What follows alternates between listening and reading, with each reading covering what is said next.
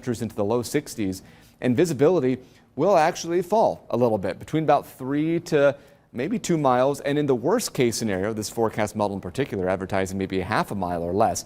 Seems pretty aggressive, especially for mid-May. Not impossible, I suppose, but something to keep in mind. Into early tomorrow morning, a brief maybe 1 to 2 hour period of some dense fog, and then we're back to really good visibility for the rest of the day. Future track showing that tomorrow will be dry, with the exception maybe of a random pop-up shower. I said earlier that if you are worried about anything being rained out tomorrow, the chances of being rained out are so slim that if it were to happen, you'd be probably one of the more unlucky people in Northeast Indiana or Northwest Ohio. That is how remote that chance really is. Into Sunday, we're looking at another mostly sunny, pretty beautiful day with warm temperatures. Now, I'm tracking a shower or thunderstorm chance, better chance, heading into the middle of next week. Initially, earlier this week, we were talking about Tuesday being an interesting day maybe for severe weather.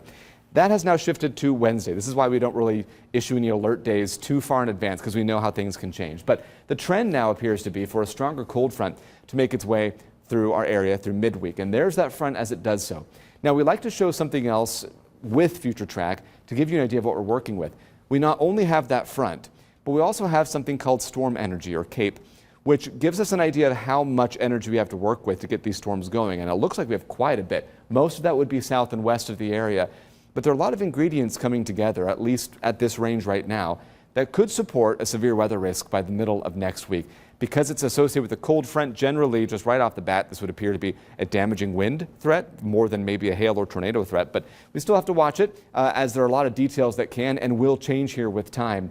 But you might as well see now the mechanics start to work. In the coming days, should consistency still remain, we may end up issuing a first alert weather day for Wednesday. Right now, it remains untouched just because of all the uncertainty.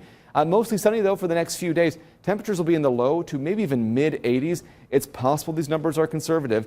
With it being a little bit drier, that rain chance going down pretty much for the next 3 days, that could allow temperatures to boost up a little bit. So we'll see how these numbers trend. Right now, though, we think low to mid-80s is a good bet, with overnight lows in the low to mid-60s. Mostly sunny, actually, for a good part of the day Tuesday as well. A PM pop-up or late storm is possible. I would expect right now the first half of the day Tuesday looks pretty good. Temperatures into the low 80s, and then upper 70s with that thunderstorm chance primarily into the afternoon Wednesday. We'll keep watching that one. Thursday, mostly sunny, 75, and as I mentioned, it turns quite a bit cooler with the passage of that strong front Wednesday. We'll likely see highs back in the low 70s just as we begin.